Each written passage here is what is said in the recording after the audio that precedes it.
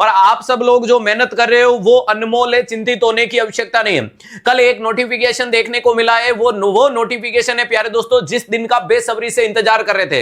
एक योद्धा के हमेशा बाजुएं फड़फड़ाती रहती है युद्ध में अपनी तलवार को चलाने के लिए या अपनी दक्षता दिखाने के लिए, यानी वो लगातार अपने जो गुर सीखता है उस गुर को युद्ध के मैदान में उतरने के लिए बेताब रहता है। तुम भी वो योद्धा हो जो लगातार युद्ध मैदान की तैयारी कर रहे थे और इधर युद्ध का बिगुल बज चुका है। इससे बड़ी क्या खुशी होनी चाहिए। ये सवाल, ये लाइनें उन लोगों को सौंप देना जो बहाना ढूंढते हैं कि घबराहट हो रही है, डर लग रहा है, क्या पढ़ूं, कैसे पढ़ूं, कौन सी किताब पढ़ूं, कैसे नोट्स पढ़ूं, कैसे रिवीजन करूं। उनको बोलना कि आप ठंडे पानी को पी करके सोने की कोशिश कीजिएगा, क्योंकि अब ये सब करने का समय नहीं है, अब है अपनी तैयारी को और धार देने का समय। यानी मैं कह सकता हूं कि नॉर्सेट 10 ने अपना एम्स दिल्ली ने नोटिफिकेशन जारी कर दिया और उस नोटिफिकेशन में उसने बता दिया कि 24 फरवरी से लेकर के 16 मार्च के मध्यांतर आपके फॉर्म भरे जाएंगे। 11 अप्रैल को आपका नॉर्सेट प्री और 30 अप्रैल को नॉर्सेट मेंस होना टेंटेटिव डिक्लेयर किया है। अब ये वो समय है जो अपनी तैयारी को मजबूत करेगा। मैं तो हमेशा एक लाइन कहता हूं कि जहां न पहुंचे रवि वहां पहुंचे कवि। 15 दिसंबर को आप सब लोगों को पता होगा कि हमने आरंभ बैच क्रैश कोर्स के रूप में लॉन्च किया। वो सूटेबल, सटीक, परफेक्ट टाइम था जो नर्सिंग के बच्चों की तैयारी को एक बूम के साथ में रिवीजन करना और इतना डीप में रिवीजन करा देना जो एग्जामिनर के परछक्के उड़ा दे। यानी आज तक आपने first year, second year, third year, fourth year में या GNM first year, second year, third year में, पोस्ट बीएससी में या एमएससी में पढ़ा वो संपूर्ण चीजों का निचोड़ हमने कॉम्पिटिटिव दौर के आरंभ बैच में 15 दिसंबर से लेकर के टिल टुडे, और जैसा कि हम प्रिडिक्शन कर रहे थे कि हम इस बैच को 15 मार्च को कंप्लीट करेंगे, लेकिन आरआरबी की डेट आने के बाद मैंने आपको प्रॉमिस किया था कि इस बैच को 10 मार्च को कंप्लीट करेंगे। तो मान के चल सकते हो 15 दिसंबर से शुरू हुआ, 10 मार्च तक यह बैच खत्म होने वाला है। उस बैच में हमने नर्सिंग की तमाम चीजों को आपके सामने खोल के रख दिया जो एग्जामिनर के जहन में बन रही है। अब आप इमेजिन करो कि 10 मार्च को हम बैच खत्म कर देंगे, उसके बाद पहले आप आरआरबी को बहुत बढ़िया तरीके से दोगे, फुल कॉन्फिडेंस होकर के। कुछ भी पैनिक होने की जरूरत नहीं है। जो हमने पढ़ाया वो मच मोर सफिशिएंट है आप लोगों के लिए, बस समय हो उसको रिवीजन कर लेना, पैनिक नहीं होना है। उसके बाद आप एग्जाम देना और गारंटी है कि आप आरआरबी मैदान फतेह करोगे। अगर किसी कारण से चूक हो जाए तो चिंतित होने की जरूरत नहीं है। 10 मार्च से 10 अप्रैल, एक महीने में वो तमाम चीजें आप रिवीजन के रूप में खुद को उतार लीजिएगा। और ये रिवीजन लेकर के जिस दिन आप नॉर्सेट के लिए खुद को ले जाओगे, मैं कॉन्फिडेंटली कह सकता हूं कि जितना तुम्हें आता है तुमसे ज्यादा किसी को नहीं आता, और जो तुम्हें नहीं आता पूरे विश्व में किसी को नहीं आता।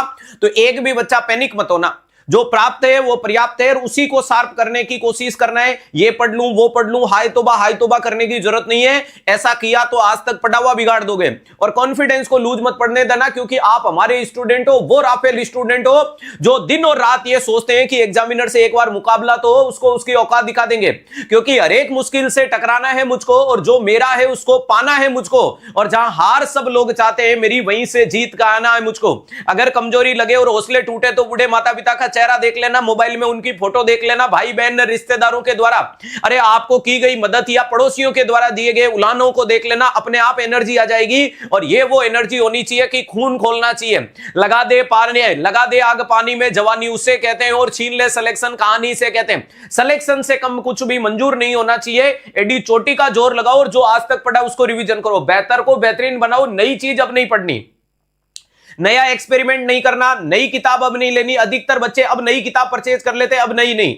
अगर तुमने आज तक एनक्लेक्स पढ़ी तो एनक्लेक्स वापस रिवीजन कर लेना, अगर नहीं पढ़ी तो अब मत पढ़ना, ठीक है। अगर तुमने आज तक लाल पीली वाली पढ़ी है तो उसको रिवीजन कर लेना, अगर नहीं पढ़ी है तो नहीं लेना।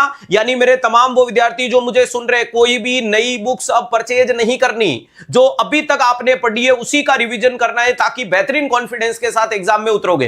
अपने प्राणों को न्यौछावर कर दिया उस मातरे वतन की सुरक्षा के अंदर। अरे इस भारत माता का लाल साबित करने में, उस तिरंगे को गर्व से लहराने के लिए, अरे उनके दिल के अंदर जोश, जुनून, पागलपन और उनकी रगों में वो खून में वो जुनून दौड़ता है जो भारत मां के नाम का होता है। अरे मिट्टी का कण कण उन जाबाज को आज सलाम करता है। वो पुलवामा के दिन को याद करते हैं जिसको अपन एज ए ब्लैक डे के रूप में सेलिब्रेट करते हैं। तो उन सारे सैनिकों को याद कीजिएगा। और वो कहते हैं ना कि भरा नहीं जो भावों से बहती जिसमें रसदार नहीं, और वो हृदय नहीं पत्थर है जिसमें स्वदेश के लिए प्यार नहीं।